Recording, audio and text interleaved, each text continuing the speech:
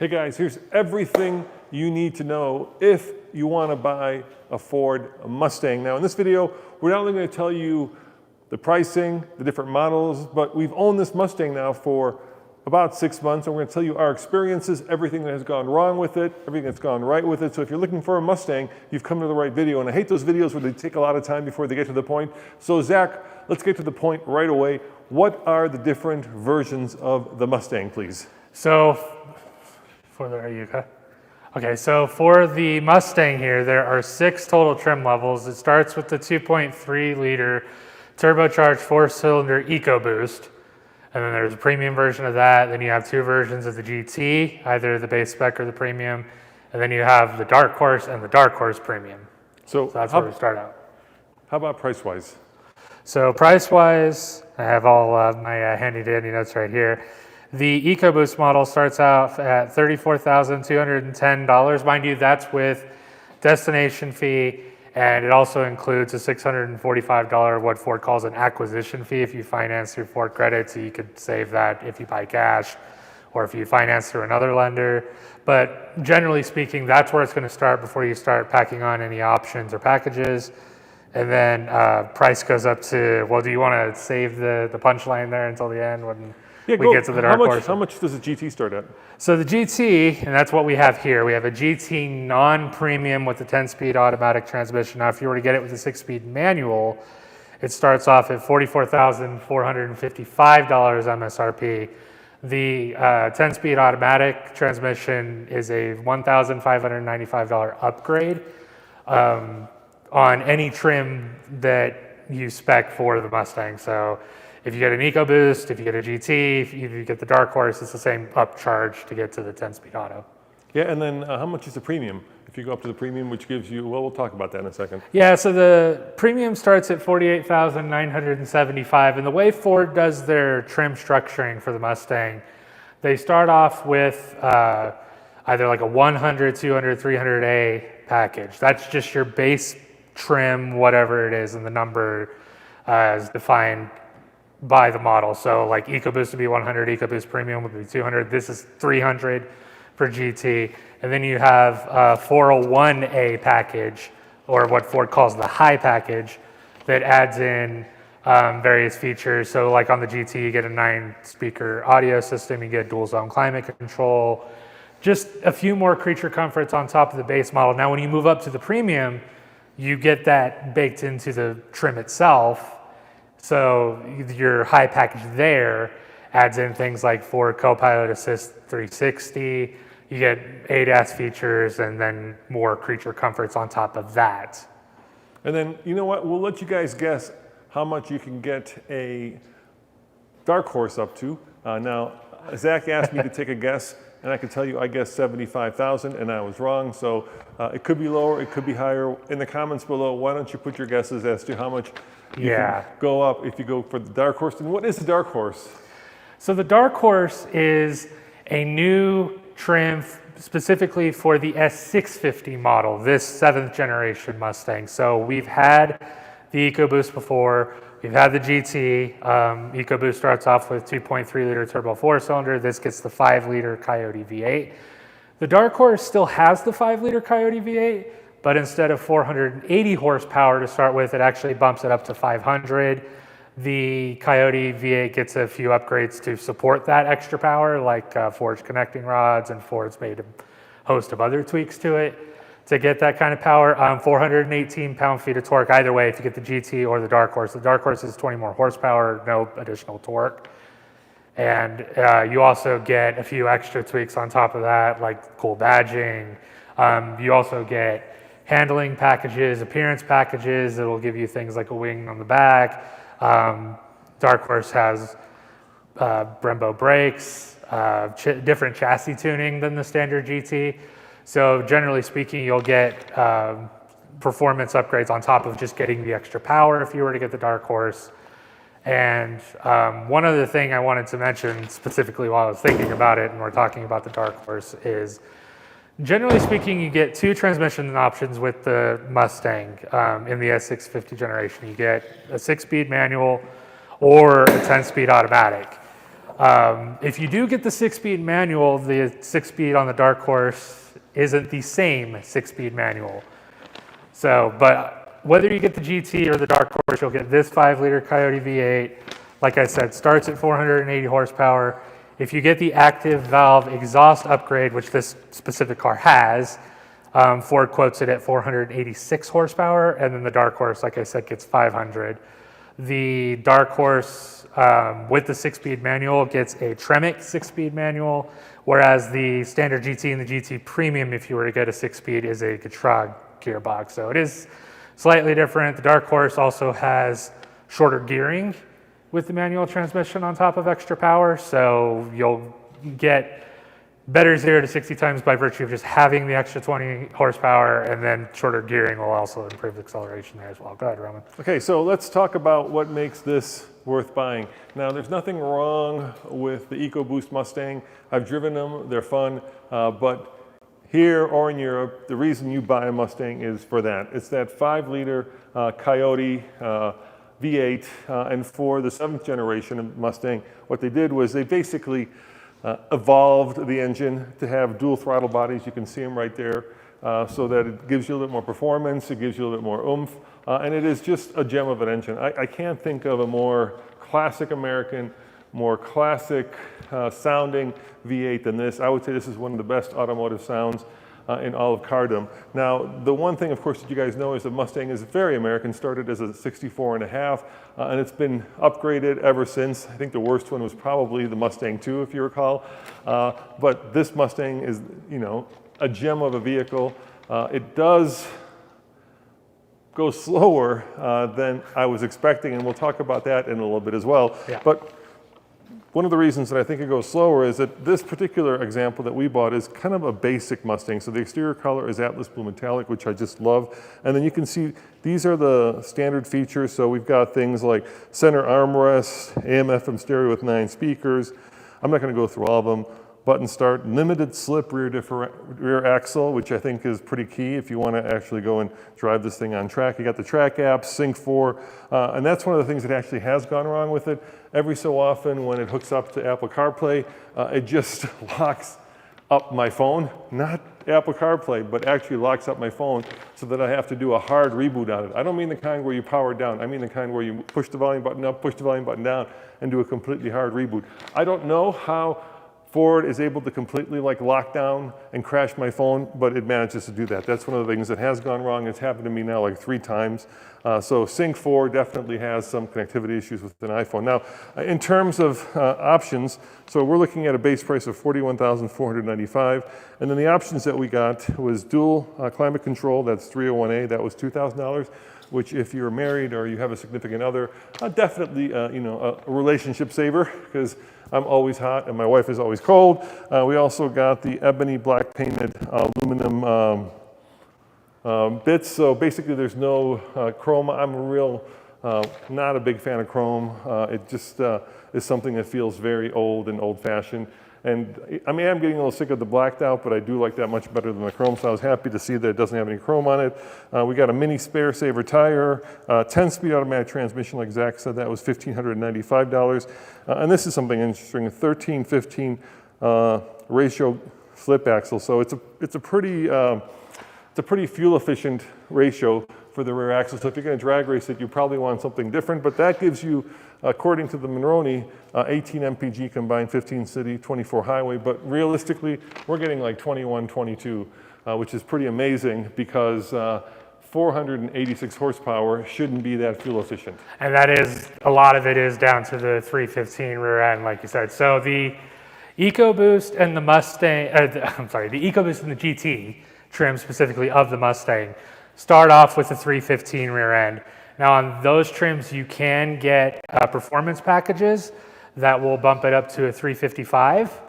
And then the Dark Horse starts with a 355 and you can upgrade to a 373. And I believe on certain versions of the GT, you can also get a 373, which will dramatically improve acceleration. The 315 limited slip rear end, good for fuel economy. not so great if you want to win drag races. And we've been getting the quarter mile in like the 13-second range, Yeah. which, you know, even up here at a mile above sea level isn't grand.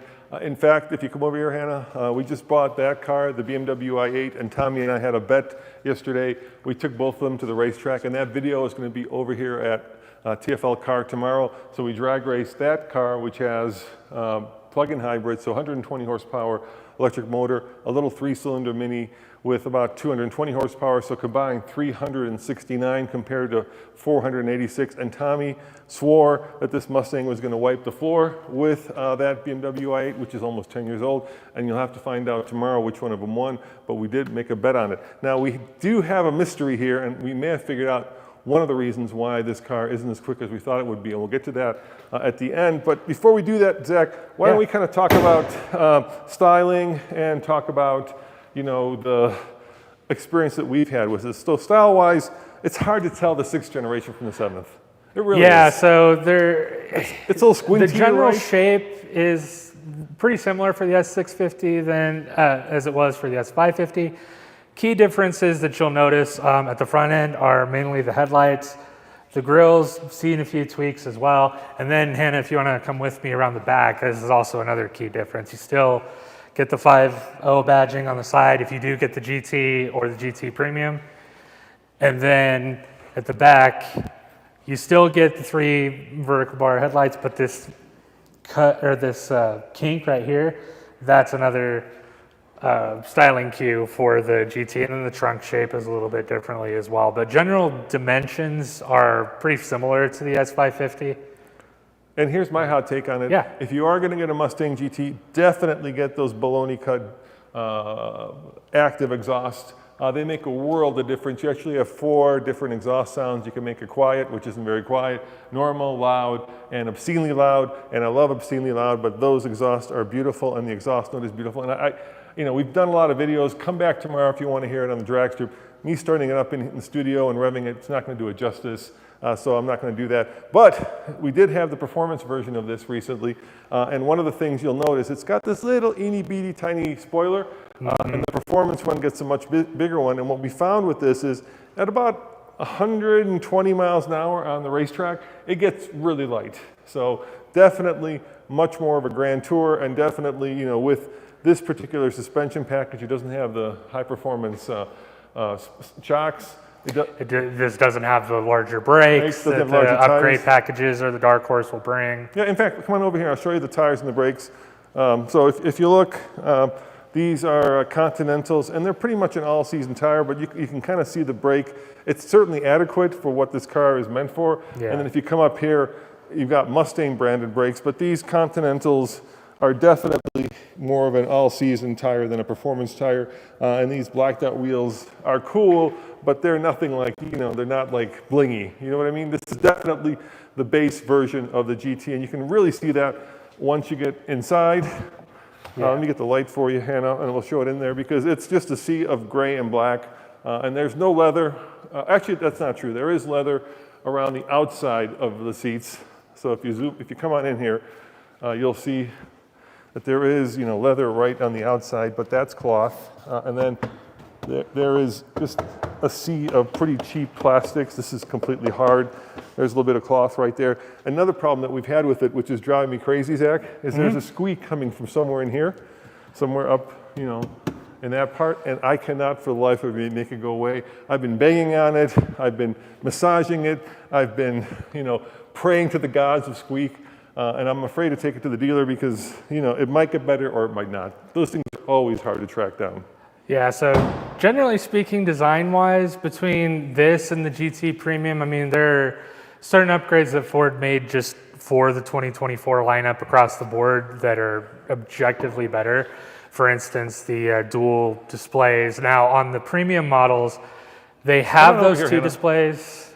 Yeah, and Hannah can come around and show you. The 2 displays are combined in a single bezel that kind of curves from one display to the other. Here, there are 2 actual distinct units. And then you can also get kind of like matching. This is kind of fake carbon fiber, but if you get the premium package, you can get these bolsters in the same color, I think, as the exterior color, as well as these accents in the same color. I saw a yellow one that was like that.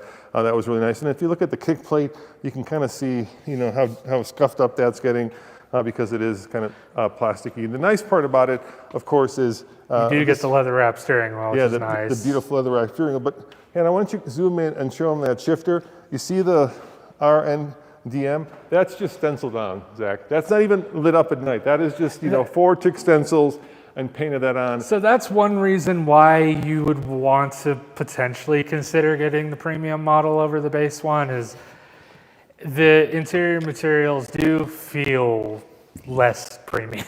I mean, I'm trying to be diplomatic about it, but it does feel a little bit cheaper than the GT Premium we had a few weeks ago, and that video is up on TFL Car as well, where we actually did this Mustang versus the manual GT Premium. Now you can start the car remotely, which is nice, especially in the winter, and then you can also pop the back here. What you can do is you can actually fold down the seats. So if you have, I remember I bought a pretty big size monitor, and I was like, I don't think I can get this home because in the Mustang, it's got a bunch of blankets in here right now for Blazy, but you can fold down that rear seat. And then you can put bigger things in there. You're not going to get a bicycle in here, but like I say, if you got a big monitor, it's pretty useful. And then under here, Hannah, is your Space Saver tire, and I'm grateful for that. I would love a full-size spare, but nowadays, for instance, I just drove that BMW down from Anchorage, and we did not have a spare. We did not have run flats that came with the car, so we actually had to bring an i3 tire up with us all the way to Anchorage so that in case we got a flat on the Alaskan Highway, we could actually continue on with our journey because there's 1,000 miles of basically nothing up there. But it's nice to have that Space Saver. I would love a few full size, but it's okay. Zach, do we have any questions we can ask her before we go on? Yeah, there are quite a few. A couple things I want to mention before we get to the questions. Yeah. 13.3 cubic feet of trunk space, if anyone was curious about that. Actually, not that bad. It's a lot better than the rear legroom. I would definitely not. It's technically a 4-seater. I would definitely not want to sit in the back of the Mustang by any stretch. No. If you're thinking of like, hey, I've got kids, I don't know if you can even face a rear face. I don't know if you can fit a rear-facing child seat back there. The anchors are back there. You can see them right here, and you can show them right there for the child seats. But you're gonna struggle. One of the things that Ford does, which is super annoying, is when you tilt the front seat forward, it doesn't return. It seems like a very cheap fix to where you had it. So then all of a sudden you're sitting bolt upright because the seat goes back to here and not to here where you had it. Go ahead, Zach. So going into some of the questions, actually I want to skip ahead to what we're going to talk about a little bit later. The question from Wes Combs. Mustang Dark Horse, Toyota Supra, BMW M2, or base Corvette for heavy track use? What would be your recommendation? So we'll talk a little bit about each of the competitions. So I have not driven the Dark Horse on the track. Tommy has driven it. We've also driven the performance version of this, and I can tell you that these are still, well, once upon a time, these were definitely in the best spirit of the 60 muscle cars, right? Where you, like the Charger, the Cuda, right? You would take it down a drag strip, and if that drag strip had a left or right turn, you'd go straight. The Mustang has gone 1,000,000 miles to make it much more track-worthy. But that started in the S550 generation, specifically where it went from having a live rear axle to actually having independent rear suspension. So that improved its handling prowess enormously. And then it's obviously been tweaked and fuddled with and updated for this generation. And actually the best Mustang I've ever taken on the track, and I've taken a lot of them on the track, is the GT500, the last generation. I was terrified of that car, and then I took it on the track, and it was a pussycat, as fast and as nimble as you would not expect for a Mustang to be. What were the choices here? I'll tell you which one I would track. So it was Mustang Dark Horse, so right. 500 horsepower variant of this, the Toyota Supra, the BMW M2, or a base Corvette C8 Stingray. Base Corvette C8 Stingray is going to be the fastest of those. Yeah, so 0 to 60 on that one is under 3 seconds. It's 2.9 seconds. Yeah, definitely mid-engined, much more of a track-worthy vehicle. I think the Supra is a little bit better on track, just because it's a little bit more nimble. I mean, we're getting to the point here that we're trying to figure out, and I'll show you before we answer your questions, but let's show you something here. So Ford says that this car weighs, what, 3,750, right? And this is a mystery we're going to solve this week. Yeah, it depends on the transmission. So general consensus on figures. So Ford doesn't actually publish curb weight estimates in their technical specs. Well, I mean, we'd be speculating there, but the general consensus on, various sites is the 10-speed automatic. Mustang is 3830, thereabouts, about 3831. Chop about 100 pounds, 80 to 100 pounds off if you get 6-speed manual instead. So why don't you show them how, and this Andre figured this out because he's always doing this with trucks. So how do you figure out how much a vehicle weighs? Why don't you show so them? managing editor of TFL Truck is especially interested in GVWRs, payloads, and curb weights. So the way you figure that out, if you're curious what your car actually weighs or trying to suss out what your car actually weighs, is you look at these two stickers in your door sill here. This one will have what's called the GVWR, the gross vehicle weight. Sorry. No, we just lost the camera one little wanky. There we go, okay. So as I was saying, gross vehicle weight rating right here. So this 4,730 pound figure is what the car will weigh if you take it out to your maximum payload. So that's the weight of the car itself, all the fluids, passengers, stuff you put in the trunk, etc. And then you can deduct your combined weight, your payload rating right here. So where it says it should never exceed 630 pounds. If you take it away from this 4,730 pound GVWR, you should arrive at what your curb weight is, which is just the vehicle itself. And if you do that math, what curb weight do we get for Well, this? fortunately, it comes out really clean. According to that sticker, it's 4,100 pounds. So we're about 270 pounds off what the general consensus is for the curb weight on a 10-speed automatic Mustang GT. And that would make it much slower because you're adding basically another me or another Zach to the car when you're either tracking it or accelerating down a straightaway. So my thing on that is I'm guessing here. I don't know with absolute certainty, but with all the various permutations, all the different options, the different engines, the different transmissions, that sticker may not be absolutely specific to your vehicle as you equipped it.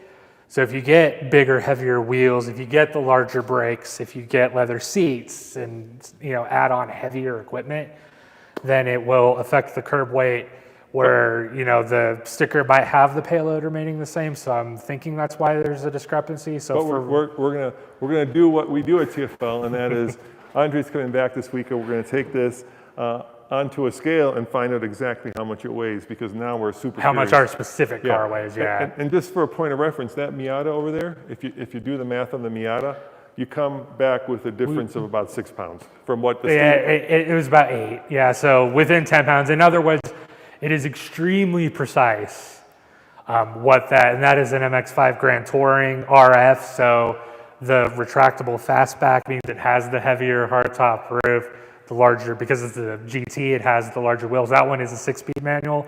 If you get the 6-speed automatic, it's a little bit heavier, but nevertheless, the fact remains that the calculation that we did on that car was within less than 1%. So to be continued. Hey, I think we got a super chat.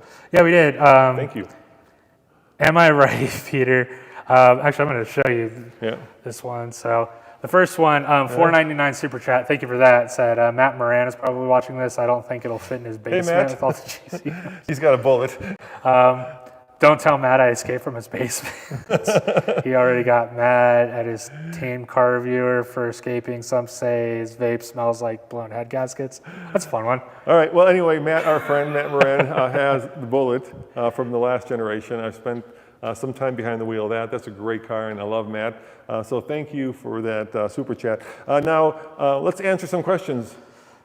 Yeah, let me pull some of these up here. So one question I saw earlier is still thinking about the supercharger package from Ford. So if you go through Ford Performance, you can get a supercharger upgrade for the 5-liter Coyote V8, and we were thinking about it with the F-150. Yeah, you can do it for the Mustang. Right. It's factory warranted. It's about $10,000, I think maybe 13 if I remember right, and it gets you, hold on to your hats, I think 700 and if I remember right, 30 or 40 or 50 horsepower for that's mind-blowing. The issue, of course, is everything downstream that has to be upgraded. We would just melt these tires off. And then you get to this kind of point where the car becomes almost undrivable. Remember, we had one of the original Hellcats, and in 1 year of owning it, we went through 4 sets of tires, just because that would like roast its tires in every gear. And for the same reason, I don't think I would do that upgrade, just because this seems to be the perfect amount of horsepower for this car. There's balance here, which I really appreciate. That's true. And one thing I would add to that is if you are thinking about going that route and you want, mega high horsepower supercharged Mustang, at least as of this moment, we don't have the Shelby GT500 in the S650 form just yet. It's coming. But Shelby did reveal the Super Snake, which takes that 5-liter Coyote V8 and adds on top of it a 3-liter Whipple supercharger. And the result of that is you get 830 horsepower. All right, let's jump So that would be the option to go. If you were to do that, Shelby Americans, obviously, they've been doing it for years and years and years and years. So you could get what I would consider a turnkey solution if you were a little skeptical about trying to just throw the... Look, throwing a supercharger on here is kind of like throwing your shoes on, right? This is going to happen. People are going to do it. But I just think the sound is already magnificent. The horsepower is perfect. I wouldn't do it just because it's too much. And I know I'm one of these guys who thinks too much is better. But in this case, I disagree. Now let's talk about the elephant in the room, which is real quick before we get to that. I wanted to your mention of shoes is a good segue, because there was another question I saw earlier asking you where you get your shoes. Oh yeah, because you can't help but miss them. Yeah, it's kind of my thing. I kind of like to wear colorful shoes because I'm old and I need to take the attention away from my face and bring it to my feet. So that's why I wear Hokas. I've been wearing them. I used to do triathlon, and they started in the triathlon community, so I've been wearing them for like 10 years, and now they've become very colorful. So you look here, don't look there. How about the manual versus automatic debate? We bought the automatic on purpose because, first and foremost, at some point we're going to have to sell this car, and it's much easier to sell an automatic. And I know that because we traded in a 2014 Mustang GT on it, and when I went to go trade it in, I was talking to the manager of the dealership, and the first question he asked me, Zach, was what? Is it an automatic or a manual? And he had trepidation in his eyes, and then I said automatic, and he said yes. Because let's face it, I love manuals, I love driving manuals. In fact, the performance version we had was a manual, and it was a hoot to drive. But, absolutely. But as a everyday car, which this can easily be, you can throw some snow tires, this could be an everyday car with our traffic. It's just much easier to live with, and plus the 10 speed's quicker, right? It's actually we drag race. Long gone are the days where we're talking about old slush boxes that take 10 seconds to go between gears. And remember we had that C5 that had a 3-speed. That was just yeah. And we're not talking about that long ago, because that C5 was what, a 97. Yep. So we're talking 27 years. Corvette, yeah. Yeah. So a lot of progress has been made with the automatic transmissions, ideally, really because it's the dominant transmission in the market. Here's what I would say. If this is your primary driver, get the automatic. If it's your fun and toy car, then get the manual. But it's hard for... Or if you're a diehard enthusiast, because I wanted you to get the manual transmission because I am part of the Save the Manuals crowd. I daily drive a manual transmission. I mean, not a Mustang, I have a Mazda. But nevertheless, I am very keen on the 6-speed manual transmission options, whether it's in this, whether it's in that MX-5, or whether it's in whatever I drive every day. But if you do that, bear in mind you're probably going to want to keep it, because when it comes to resale value and trying to either sell it yourself or take it to a dealer that will actually take it off your hands for a reasonable amount, you are probably better off going with the automatic, I'll admit that. And then just a tip quick, when I was looking for the first Mustang GT we bought, because we have to have a V8, this is, look at America, right? It's America, you gotta have a V8. I looked through a lot of cars that people have modded, and you guys know this, but the second you mod this car and make it your own, it's just gonna be harder to sell eventually. And I know when I was Zach's age, I modded a lot of cars because I didn't care about the future. So I had an RX-7, then I, put Kragers on, which was kind of silly, put a big spoiler on the back, put a big silver bar across to make it look like it was a Targa, and then when I went to sell it, none of that mattered. And over years, I've learned that originality is valuable, so I like to keep ours original. And I know there are a lot of channels out there that do mod their cars, but we review new cars, so if you're wondering why we don't do that, that's kind of the rationale for that. Any more questions, Zach? Well, Luke Walker had a comment saying, I wouldn't buy a modded performance car. And, yeah, originality is definitely valuable for folks coming in, like if they're wanting to buy something like this secondhand, because if someone's modded it, you don't necessarily know everything they've done, depending on how deep they go and how well they've done it. And that's the key thing for me, is if it's not done well, then you're just asking for trouble. Whereas if you have a original or near stock car, there's a lot of peace of mind there. And then if you do want to take it and mod it yourself, you have a clean canvas, and again, you have control over what all you want to do to it. You know how well it's going to be done if you're the one doing yes, it, et cetera. you can also tune them, but really, a non-forced induction car, you're not going to get a lot of performance by tuning it. One other question real quick is, what are we paying for annual car insurance on the 2024 GT Premium? Now, bear in mind, we have a lot of fleet vehicles, so the more vehicles you have on an auto policy, the more discounted each individual vehicle will be. So if we had this on its own, it would be more expensive than our current situation, where we have this on policy with a lot of other vehicles in the TFL fleet. But I think it works out to, I want to say it's about $2,000 a year. Yeah, a lot less than the Cybertruck. Yeah, it is a lot less than the Cybertruck. And mind you, this is less than half the price, at least if you're going off MSRP, of the Cybertruck, where that was $105,000 for the dual motor foundation series. Come on up front here. Let's wrap this up, Zach. Yeah. So any other questions before I kind of give you my final thoughts on okay? You okay? Don't fall, Hannah. We don't want our videographer to hurt herself. Any other final thoughts on the Mustang that I will share as soon as you give me another question? Anything else in there that you guys are curious about? And I'll answer this question: would I buy it again? And keep in mind, this was kind of one of those weird spur of the moment purchases. I hadn't planned on buying it. It was middle of winter. I wanted to stop at the dealership we use, which is Brighton Ford, to talk to the manager for some reason, and they had like 5 of these sitting out in the front in the middle of winter, and this was $5,000 discounted. So even though the MSRP is $47,000, we got it for $42,000. Yeah. So while we're on that point, I did want to mention one comment I saw from Vampire Bear. He said, as a lifelong Ford fan, I like the colors on this Mustang. This Atlas Blue in particular, I think, is a really good color. But I would not buy one because I hate all the screens, nannies, by that he means ADAS systems, and other kiddie crap. Yeah, the problem... Take from that what you will. If you come over here, the problem, obviously, is that they've really gone away. The only thing you don't even have your HVAC anymore.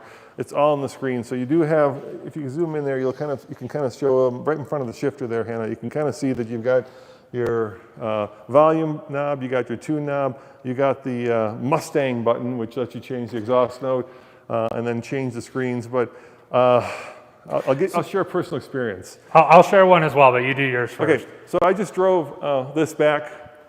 We just bought this from Anchorage down the Alaskan Highway.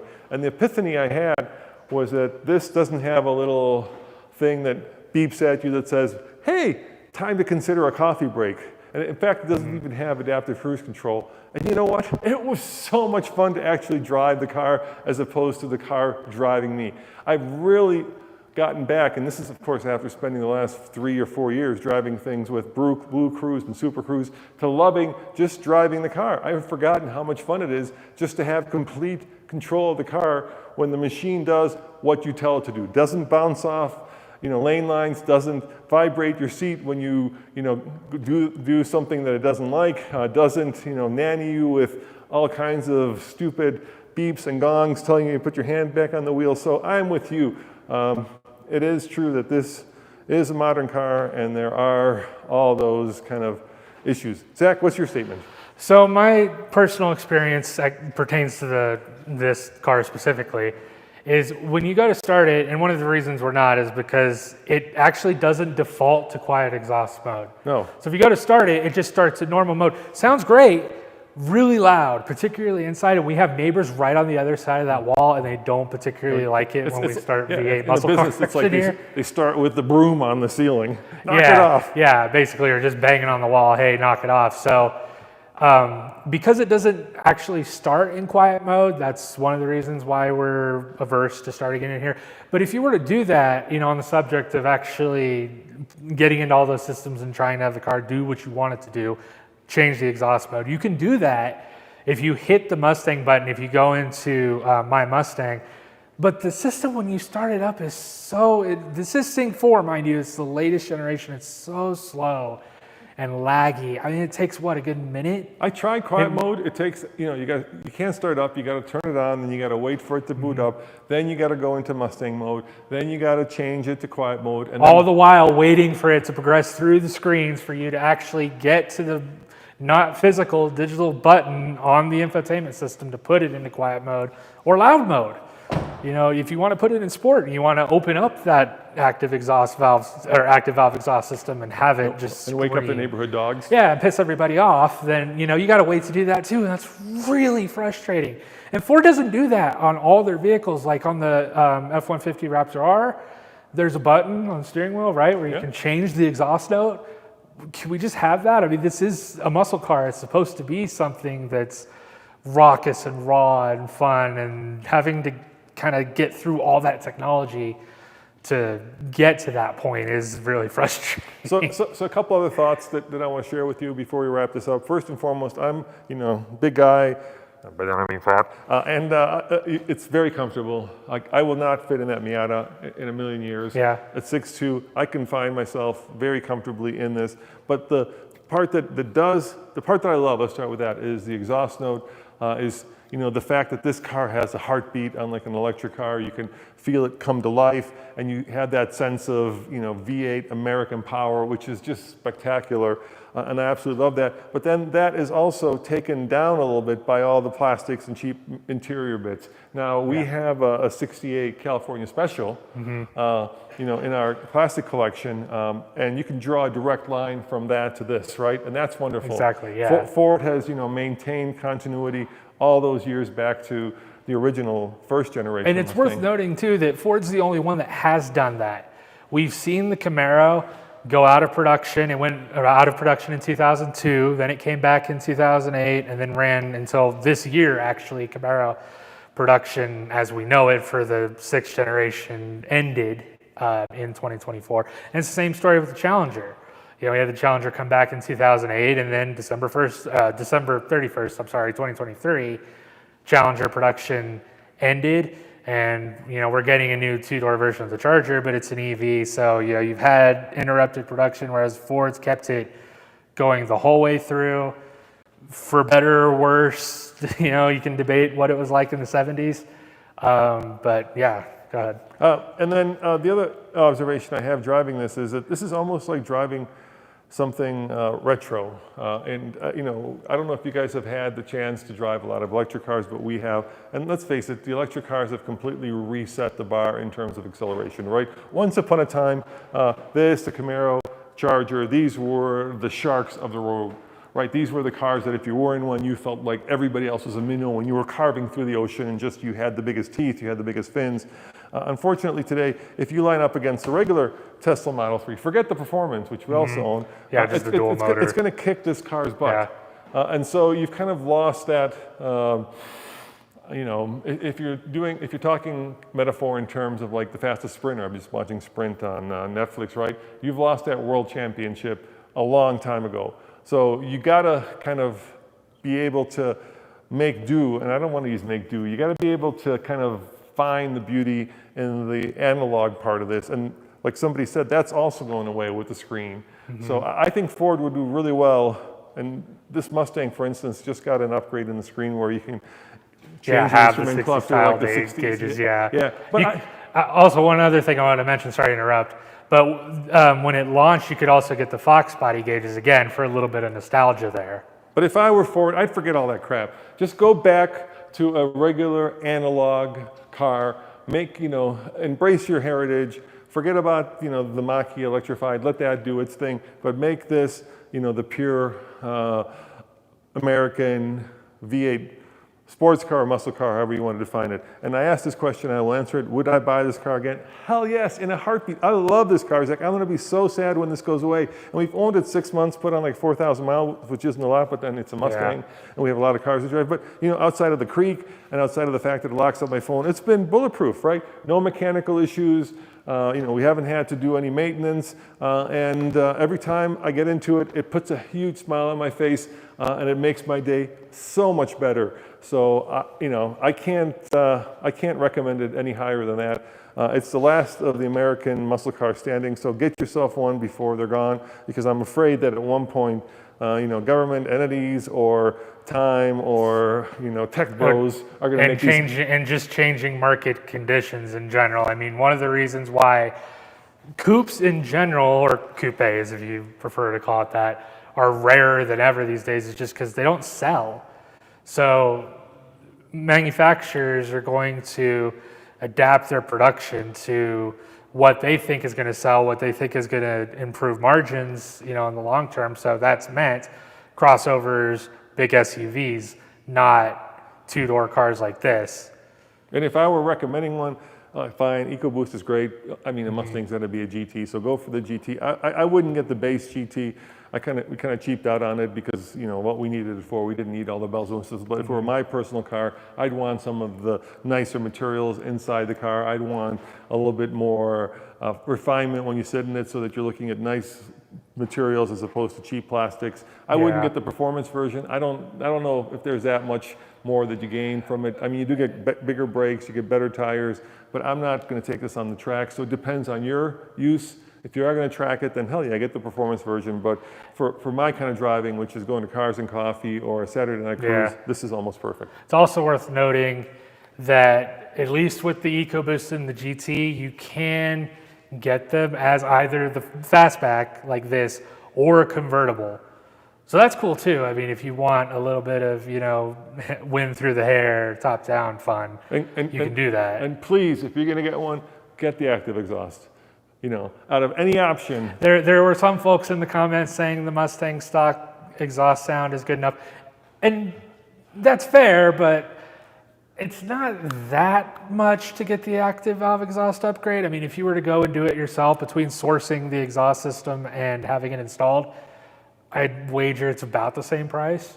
Yeah, maybe a little bit less, but I mean, it's still worth it. I mean, why buy a rifle when you can get a bazooka? I'm just saying. Much to the chagrin of all your neighbors. Yeah. All right, guys. Well, thank you for joining us for this live video. Hannah, thank you for putting up with us for this long. As always, come back tomorrow when you'll see this car take on that BMW. People aren't going to watch it because it's just a weird, kind of a goofy mashup, but it's worth watching because it does illustrate, you know, what you can get for the same amount of money. Because this guy was, you know, 47, that one was 49. They're within $2,000 of, you know, difference. That one is, of course, almost 10 years old. This one is brand new. And then you could decide which would you get. You know, an old, almost soon-to-be classic BMW supercar-ish thing, or the new Mustang, German versus American. See you guys next time. Ciao. Take care, guys.